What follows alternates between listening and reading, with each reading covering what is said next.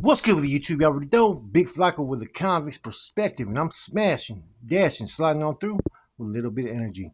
Please hit the like, subscribe, comment, do all those things to help support this channel, and hit that bell notification for future fire content. Once again, man, I just got back from my vacation. Well, it wasn't a planned vacation, man, but it was a good weekend that I needed. Um, so I'm pulling from my archives, another one from Scrappy Diaz. As always, man, another banger, man. Hope you guys enjoy this, man. Stay tuned. I got some more fire content coming you guys' way. You're gonna see. With that said, I'm gone. Hey, what it do, bro? Buenos dias. Hell yeah, man. It's right here, man. We just got done with Valentine's Day around here, so shit, we just right here chilling right here, man. Just drinking it up, pouring it up, bro. Okay. Shoot, I could do that one. You want to know about the first NC incident? Okay, I could do that. It was December 1st, 2013. And I'll give you a story too when an NC chased a bunch of 2-5ers around DR on the yard, and the only ones that had the balls to run up on them were 2 riders, and they ended up getting stabbed. I got the paperwork for that one too. But yeah, bro. Okay, I'll try to make this short, man, about the whole incident, how it started. Basically, Sacramento had moved all of the 2-5ers on C Yard, where I'm at now, in 2013 to 4 Block, and I happened to be on 4 Block at that time. I was the only rider on the programming side. They had C status. There was 2 other riders there, but they ended up moving out. So basically, I was tasked to collect the money from other 2-5ers that used to be previously through building 1 through 7 before they got moved to that yard. So so that was my task, and I was like, okay. So I kept getting at these cats, getting at them. So they broke me down to 3 individuals who were supposed to get us our money. At the start, we were owed maybe like $13.50. We gave them a month grace period because they were on lockdown. Sacramento had them contained into all A section and half of B section, and I happened to be in B section. So communication was, it was up to par, man. Everything was good, and there was nobody, like, the guys we were dealing with didn't seem like they were trying to play us. Not until up to the end, and they were like, kind of just like breezing it off, because essentially there was 60 2-5ers on that building, and the entire fucking lower yard there was only 7 riders. This is when we were all riders, but we were already, a lot of us were already anti-Snoop. And the NC wasn't something that was looked at that we were going to break off or anything. It was just we were trying to unite the old laws of the rider, the old Compa Foundation from the early 2000s, and that's where we were at with all that whole scheme.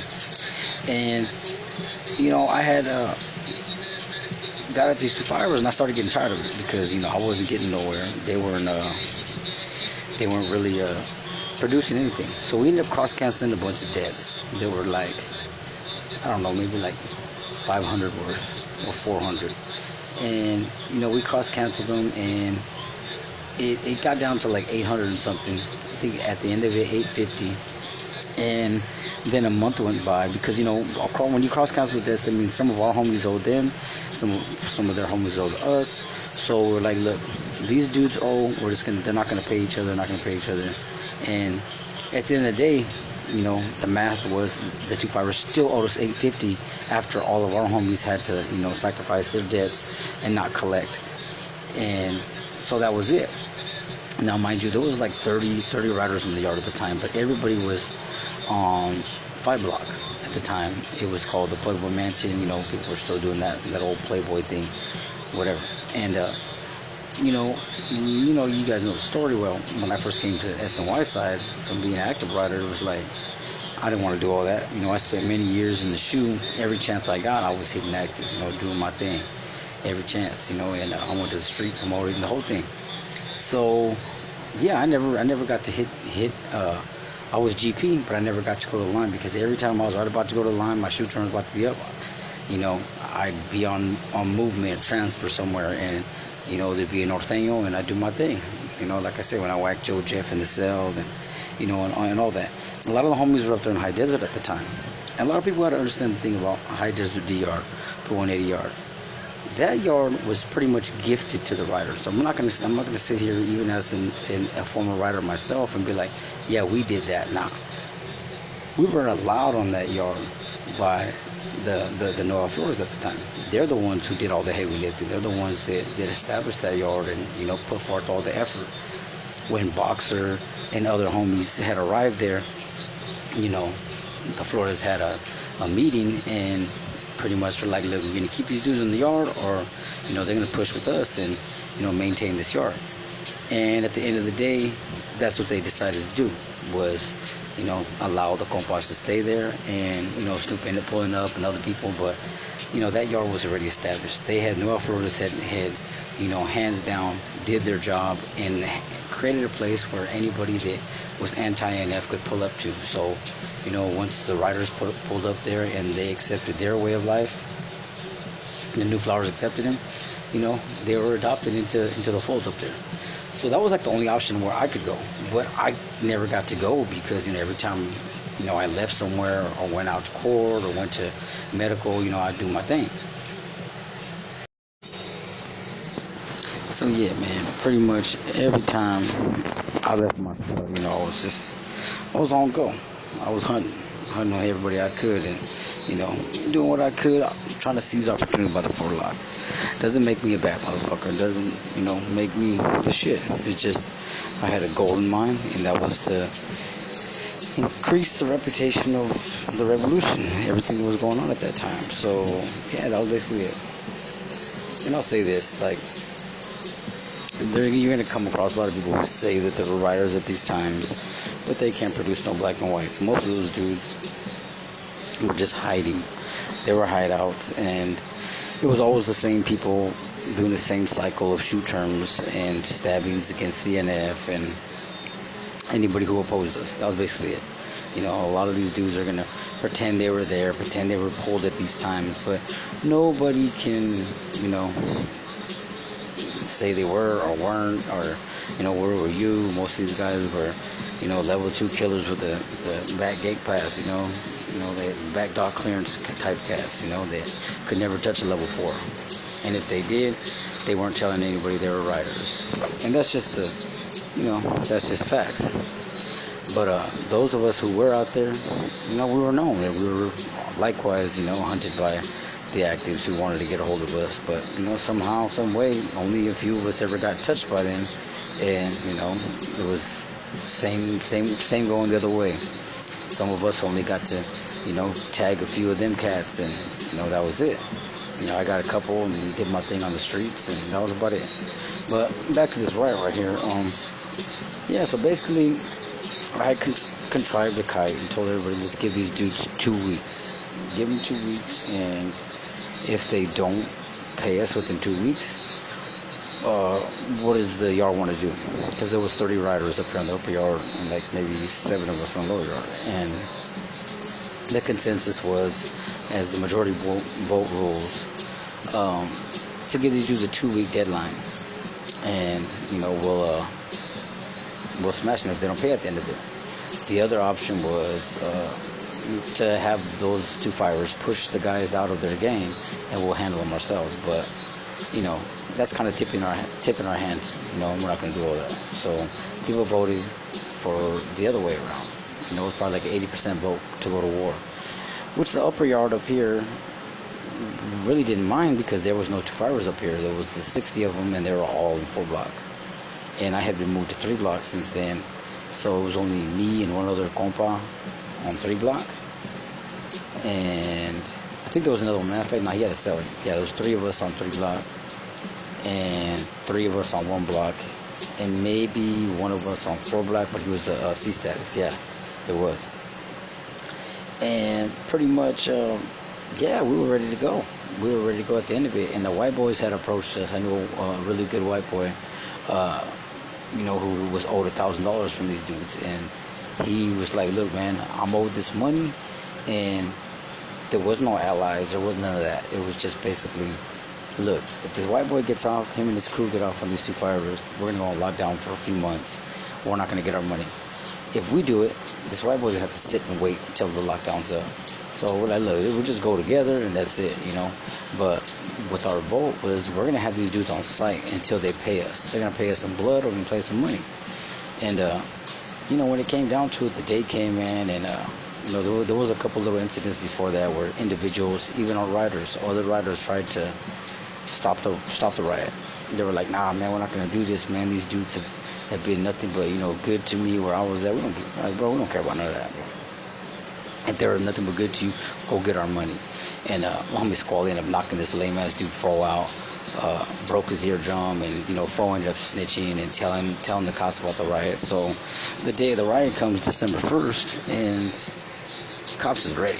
They're ready. So that's how it went down, man. You know, we're in front of 4 Block. We're about to go in. Everybody, you know, taking off our shorts and our shirts because you got to go in with your boxers. So everybody, we all stripped down. We complied just like everybody else. And I told the white boys, look, you come from the front because the 2-5ers aren't afraid of them. They're like, yeah, whatever. Like, you know, they look down on them. I said, but we're going to come from the side because the 2-5ers had already hit us up on 2 occasions. Hey, what's going on? We heard you guys are tripping on us and this and that. We're like, nah, bro, you guys are getting us our money, right? And like I said, man, we had to try to work with these dudes. We had asked for collateral, chains, watches, whatever. They weren't giving it up. They were just playing games. They were doing stall tactics and saying they were gonna stab their own homies that owed us the most, and nothing was happening. But we had a 2-week deadline and we had to go forward. So the white boys go head up. They walk straight up to them, and we're on the side right there by 3 Block by the bars. And you know, the white boy, my boy Horse, he comes straight up to him, and he's like, look, hey dog, hey, let me get at you.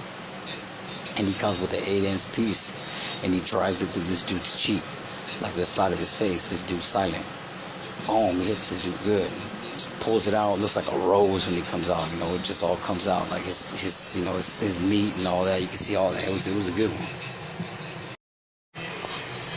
Yeah, as soon as he hits that fool silent, immediately me, my boy Squally and Tiny, and let me remind everybody, man, we are the first 3 NCs.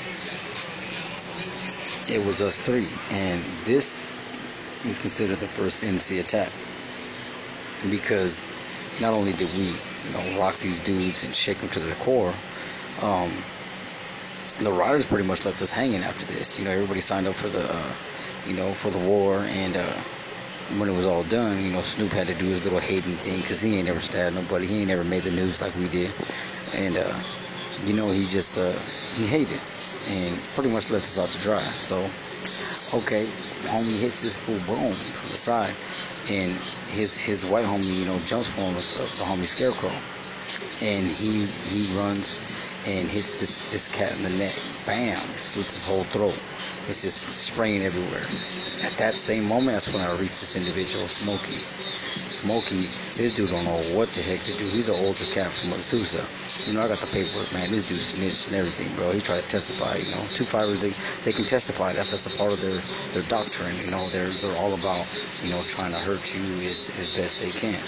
And, you know, they have no rules of war, so, you know, it is what it is. But, so this dude, I run up on him. I got my, you know, I think it was a 5.5-inch piece made out of iron. And instead of like trying to fight with me, this fool throws his hands and he's like, hey man, hey. And I'm like, hey bro, what's up, bro? Boom, and I reach him and I just hit him. Hit with my left hand. I punch him in the face, and then I like wrap my arm around his neck and pull him down. And I start stabbing him all in his, like, in his back and his kidneys and everywhere. Boom, boom, just getting him. And I don't know if people know this, but like, you know, when you stab someone, you can actually hear the tear of the flesh. Like, there's a distinct sound when flesh is tearing. And you know, I'm just getting him, and he's making these little rat noises and stuff. Every time I hit him, he just, you know, making a little rat noise. And he starts trying to throw punches back and whatnot, but you know, it's too late for all that. And you know, I got him, I'm holding him down, and the white boy comes from behind and rips this dude in the stomach. Now, mind you, I didn't even like pay attention or trip what he was doing, but yeah, he tried to rip dude in the stomach, in that same moment, one of the two fighters tried to go behind him, and another one of the white boys, my homie Scotty, came up, and he whacked this dude. Chongo didn't really get him; he like nicked him in the chin with a razor. Just nicked him, and Chongo ran off. And Scotty's well known. He killed some dude in the cell, had him in the cell like a puppet. Some dude Dagwood in this valley years ago, and so that dude takes off, and I continue stabbing this dude Smokey. I hit him probably like another 6 times, and at that moment, like, I don't know what happened, but like, he got a burst of life when he got cut right there. He got cut, and like, I don't know if he felt it or started to soak in. He like had a burst, and his body went erect, and I hit that dude like in the collarbone, and then I hit him like in the forehead. And like, the piece, since it had been in the ground, it was saturated with like water and had red tape around it. And the piece kind of like slid forward because it was wet. But it was like, I just did that, and this dude Silent came running. Like, he didn't mean to run into us, he was running for his life. It's like, like them wildebeest, man, when they're just trying to get out the way and they're running over the babies and all that. Like, shoot, this dude, he ran over me and this dude, Smokey. Like, I ain't gonna lie, like, he was just trying to get the hell out the way. So me and Smokey, we tumbled over. We fell over, and that's when my elbow like went inside this dude. And I didn't even trip on it at the time. Like, I just thought, he got all bloody, but I didn't know until later it was like dripping mucus and all kinds of. It was just nasty. It was nasty. But we rolled over, and like, I mind you, the piece had already lost a grip in my hand, so the piece fell, and I scrambled, I grabbed it, and then Silent, this dude Daniel, and I don't know which other ones, but they like tried to hold me down. Blackie, they weren't really trying to punch me or anything, they were just like trying to hold me down, and maybe they threw a couple kicks. But I was crouching up, because I just picked up a piece, and then I just started like from the crouch position, started stabbing them all in their arms, and in their legs. And then the homie Squally came up, the homie Squally from Modesto, and he hits this one dude, man, with an uppercut, and he makes this dude fly. This dude flies off, boom, and then these other dudes, they just scatter. Smokey he's just right there like lost, and my homie Horses just started stabbing them all in the chest, trying to hit him in the neck. Horse is like 6'6", and he's a tall dude. And Tiny had just ran up, and then he stabbed this dude Silent and hit that fool in the kidney. And all these other ones, but I'm telling you this though, like this dude Alex from, I don't know where, San Bernardino somewhere. This dude Shaggy from Longo, like, they ran. They were the biggest dudes. In the beginning of it, we were like, look, these dudes need to be taken down. These dudes, because if we start stabbing the ones that are like more our size, these big dudes, if they get behind us, they're gonna knock one of us out. So you need to eliminate the bigger threats, targets on the spot. So yeah, I stand up, after trying to get these dudes in the cross position, and like I said, homie Tiny hit this dude Silent, boom, got him pretty good. He scampers off, and Horse is getting this dude Smokey. This dude Daniel is kind of lost, because this dude Daniel from Compton, this fool got hit. The homie had hit this fool in his face, like, I don't know if it went behind his jaw or into his jaw, but it hit him and it went into his jaw, and it came out of his mouth. Like, the piece came in from behind, almost by his ear, and it came out of his mouth, which is like, I guess it's severed part of his tongue or something. Like, I got the paperwork, it says it all right here, as medical prognosis and whatnot. It said his tongue was gonna take like a year to regenerate or whatever.